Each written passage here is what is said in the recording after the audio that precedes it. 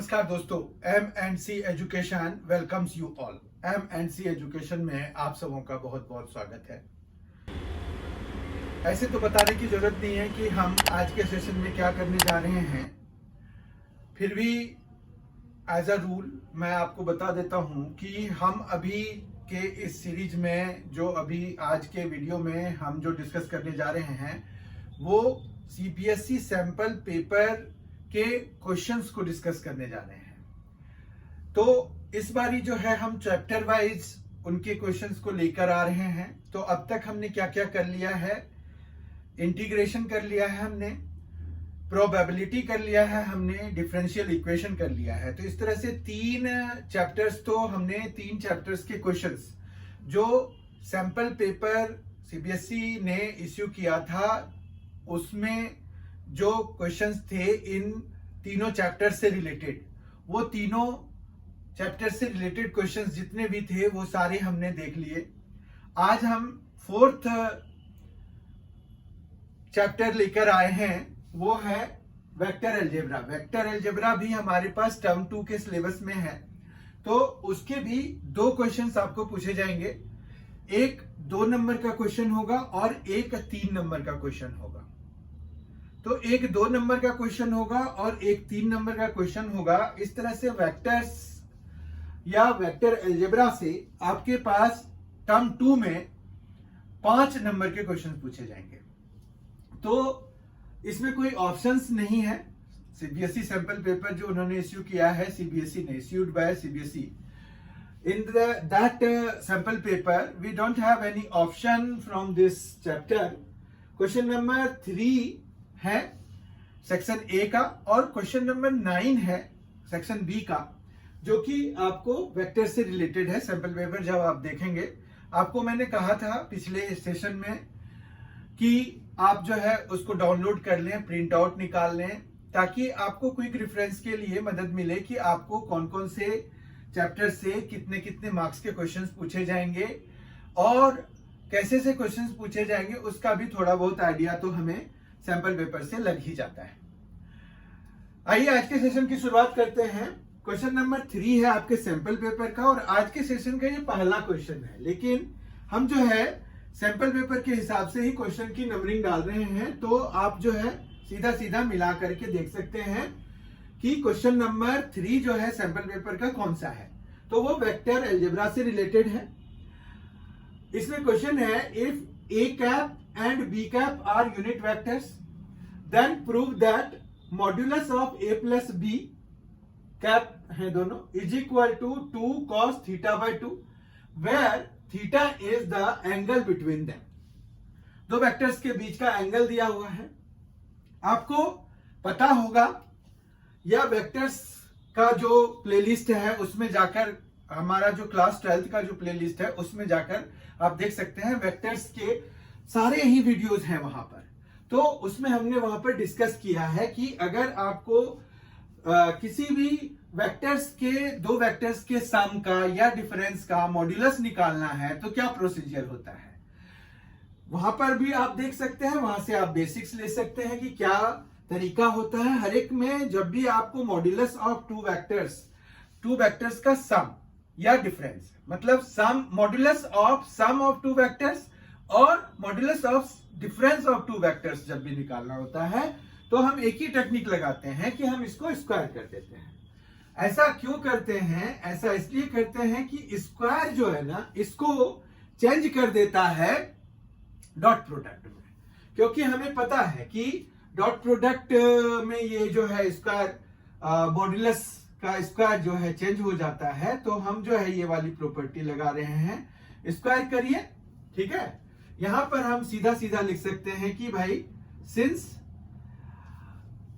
A cap plus B cap whole mod and then whole square is equal to, यहां पर हमने क्या किया, स्क्वायर कर दिया।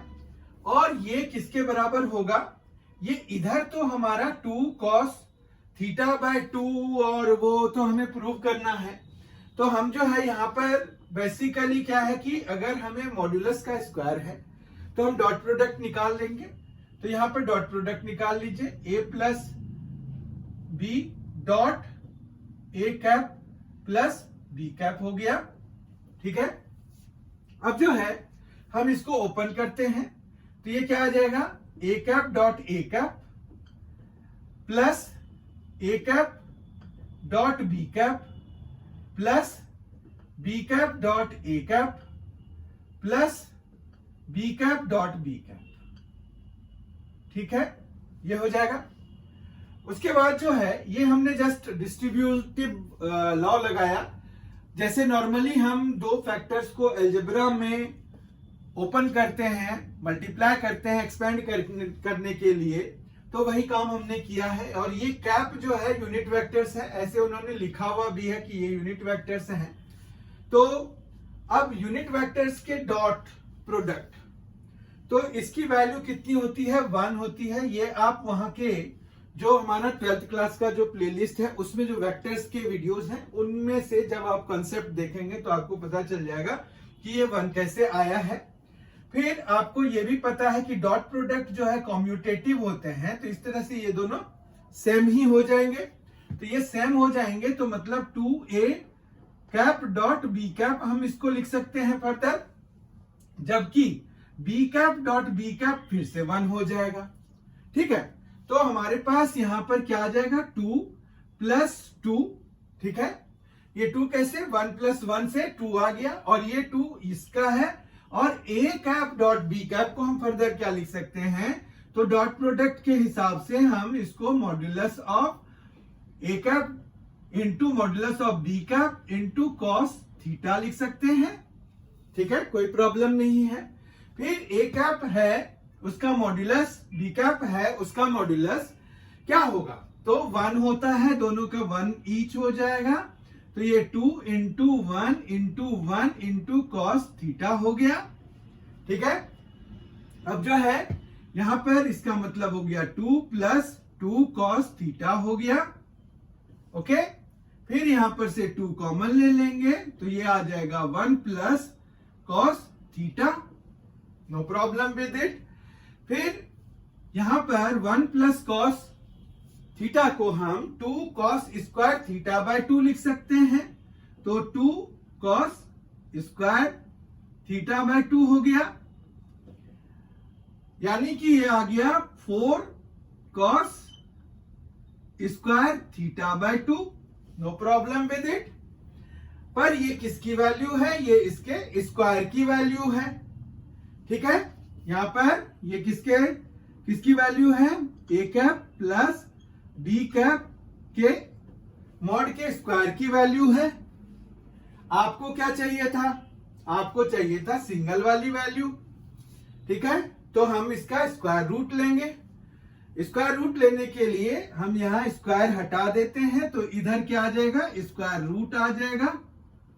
स्क्वायर रूट जब आएगा तो इसका मतलब है कि 4 के बदले में 2 निकल आएगा, कॉस स्क्वायर थीटा बाय 2 के बदले में कॉस थीटा बाय 2 आ जाएगा।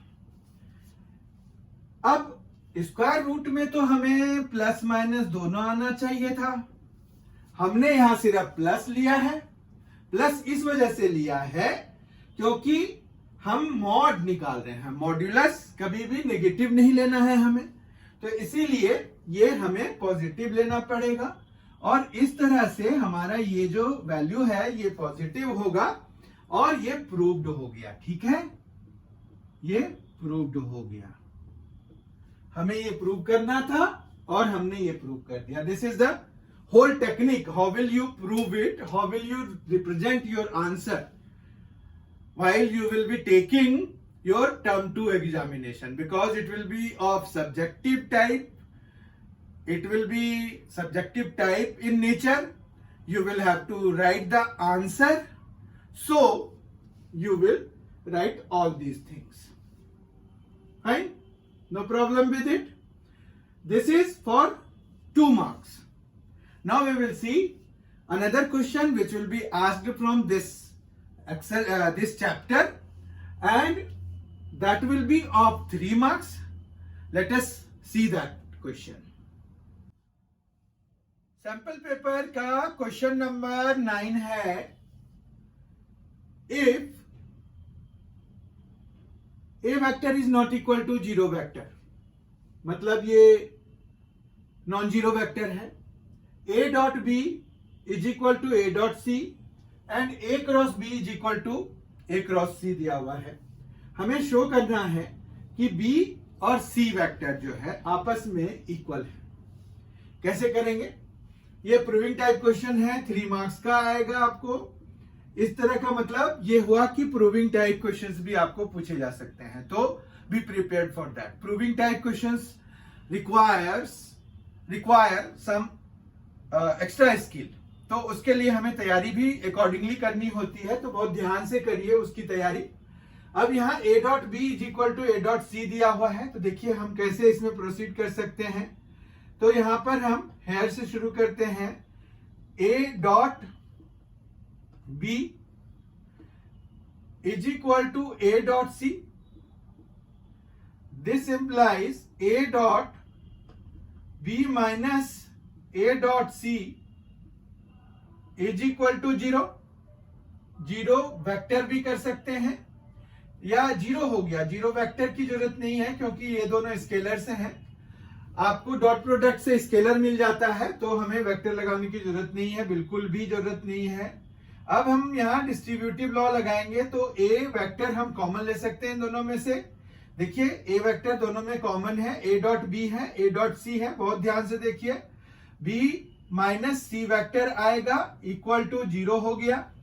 अब इसका मतलब क्या हुआ? इसके दो इंटरफेरेंस निकलते हैं, इन्फ्रेंसेस जो है, दो कंक्लूजन निकलते हैं, दो हम यहां से चीजें निकाल सकते हैं, ड्रॉ कर सकते हैं कि भाई ये है कि या तो ये दोनों में से कोई एक जीरो वेक्टर के बराबर है या फिर ए वेक्टर और B minus C vector perpendicular है। ठीक है, तो इसका क्या मतलब निकल गया कि इधर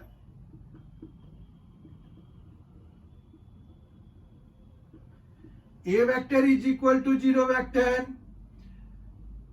ठीक है, या फिर B minus C vector is equal to zero vector, या फिर ए vector is perpendicular to B minus C. ठीक है, यहां से ये हम मीनिंग निकाल सकते हैं इसका।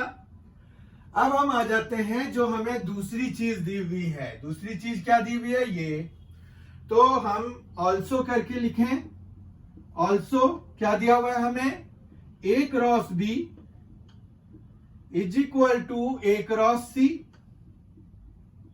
ठीक है, तो इसका मतलब ये हो गया कि A cross B minus A cross C is equal to zero. अब हमें वेक्टर लगाने की जरूरत है क्योंकि ये क्रॉस प्रोडक्ट से हमें वेक्टर आता है, तो क्रॉस प्रोडक्ट्स में वेक्टर्स आता है, तो ये vector minus vector it will give us another vector. ठीक है, तो हम जो है यहां पर ए वेक्टर कॉमन ले सकते हैं, दोनों में है, तो यहां पर क्या आ गया? B vector minus C vector equal to zero vector. Now जिस तरह से हमने यहां पर कंक्लूजन ड्रॉ करे थे उसी तरह से हम यहां पर कंक्लूजन ड्रॉ कर सकते हैं। तो यहां पर हमारे पास क्या क्या कंक्लूजन आ सकता है? This implies a vector is equal to zero vector, b minus C vector is equal to zero vector, या फिर ए वेक्टर इज पैरेलल टू, क्योंकि अगर दो वेक्टर्स के क्रॉस प्रोडक्ट जो है वो जीरो के बराबर है, तो इसका मतलब है कि वो जो है क्या हो जाएगा? पैरेलल हो जाएगा। तो ये पैरेलल हो सकते हैं। अब आप इन दोनों को मिलाइए, एक आपके पास ये है और एक आपके पास ये है। इन दोनों को अगर आप मिलाएंगे तो हमें क्या कंक्लूजन मिल रहा है कि ये तो पॉसिबल है नहीं, क्योंकि एक परपेंडिकुलर और एक पैरेलल, नॉट पॉसिबल। ठीक है, फिर ए वेक्टर जीरो वेक्टर, ए वेक्टर जीरो वेक्टर, और यहां क्या दिया हुआ है? ए वेक्टर जीरो वेक्टर नहीं है। तो ये तो हमारा ऐसे ही खत्म हो गया। मतलब हम इसको नहीं ले सकते, इसको नहीं ले सकते, ये नहीं ले सकते, ये नहीं ले सकते। ठीक है, तो हमारे पास कौन सा बचा? तो यहां पर ये हो गया और ये हो गया, लेकिन हम जो है यहां पर डायरेक्टली तो लिख नहीं सकते। क्या लिखेंगे फिर, क्योंकि यहां पर हमें लिखना पड़ेगा but a vector is not equal to 0 vector and any vector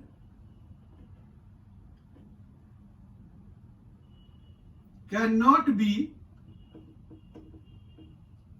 perpendicular and parallel to another vector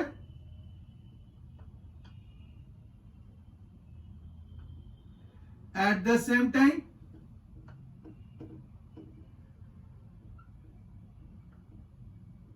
ठीक है, so b vector minus c vector is equal to 0 vector. This implies b vector is equal to c vector and proved. ठीक है, I hope ये explanation भी बहुत अच्छे से समझ में आ गया होगा. ऐसे आप जो है क्लास 12th का जो हमारा MNC एजुकेशन का जो प्लेलिस्ट है वो जरूर देखिए. उसमें वेक्टर्स के सारे टॉपिक्स को अलग अलग वीडियोस में डिस्कस किए गए हैं, बहुत डिटेल में किए गए हैं, विद सॉल्व एग्जाम्पल किए गए हैं. बहुत ही ज्यादा फायदे का है. अगर आप उनको देखेंगे तो बहुत सारे कंसेप्ट आपका क्लियर हो जाएगा. जब आप सॉल्व क्वेश्चंस को देखेंगे तो और ज्यादा क्लैरिटी आ जाएगी. और कुछ देखने की जरूरत नहीं है. आप जो है सिर्फ उन वीडियोस को देख करके वेक्टर्स की तैयारी कर सकते हैं. वेक्टर्स ही नहीं, जितने के भी वीडियोस वहां पर अपलोड किए गए हैं पूरे सिलेबस को आप वहां पर कवर कर सकते हैं. अगर आपने अभी तक MNC एजुकेशन चैनल को सब्सक्राइब नहीं किया है तो प्लीज कर लीजिए. ये आपके लिए फायदे का होगा. बहुत ही जल्द हम इसके अगले वीडियो के साथ मिलेंगे आपसे. तब तक के लिए थैंक यू सो मच.